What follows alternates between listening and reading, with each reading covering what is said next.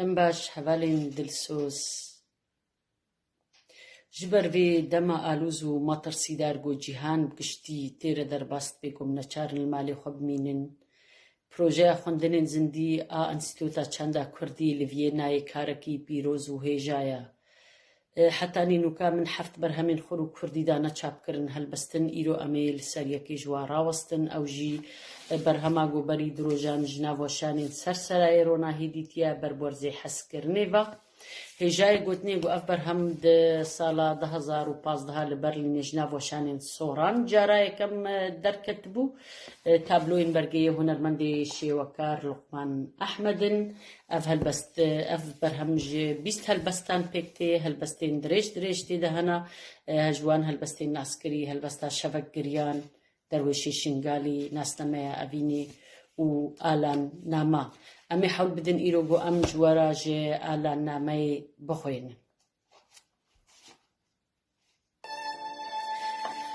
Kurdim pena berim ji revê ber bi reveke din ve hemû riyên wan dişopînim bi tenha dagirtî remadêlk û hilma şikestinê û şikestîna şûşeyên dilan şikestîna hemû riyên li pêş min mij û moran û tarîna. Kurdim nevî çirka êş û wêranê me li şûnxwe min welatekî kelogirî hêlaya û diriyên biyan de li hena sên welatekî digerim di nav xacerên asê de li hawîrdorê xwe dizîvirim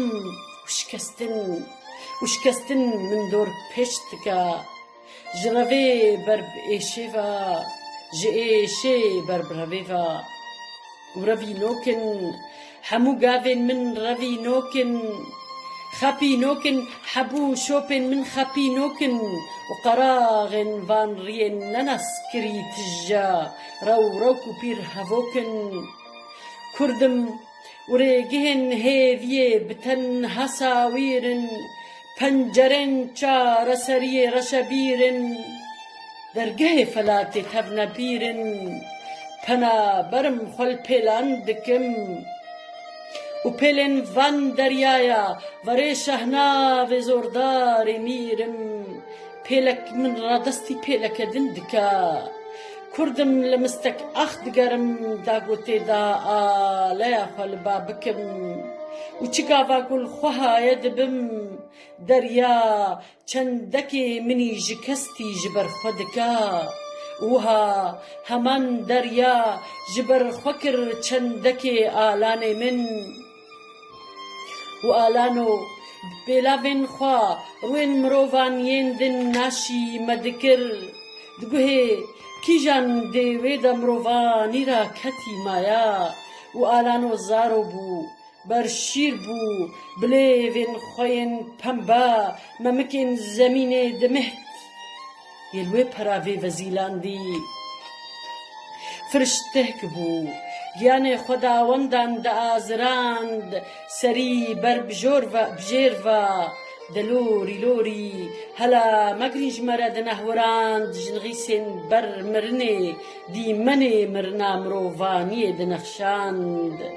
Em ê hêsran bibarînin lê deryayeke bê ser û ber çavê alano şil nekir. Yê li wê peravê dixewa şêrîn de nev yekî mîdî bû jena jenîna kezeba jineke kobanî bû sihara sibê deyan li rêgihên welatekî digeriya li mistek ax digeriya dagotê de têr têr bi lêstokên xwe şeع bibe. Yê li wir li wan peravên nenas din mêja xwe ya dawîn de bi xewna welatekî çavgirtibûn. Yê li wir ku bilêvên xwe yên pembe memikên zemînê dimiht. Peyamberê Evînê bû hezkirin li me parve dikir û me ji hev hes nekir gelek spas. Tevalên hêja ji bo bi destxistina pertûkê hûn dikarin derya êmê ra têkiliyê بمەرەدەینین یان یەکسەر چاپخانەیە ون بمین خێر و خۆشیێدا ڕێز و حەسکردنا من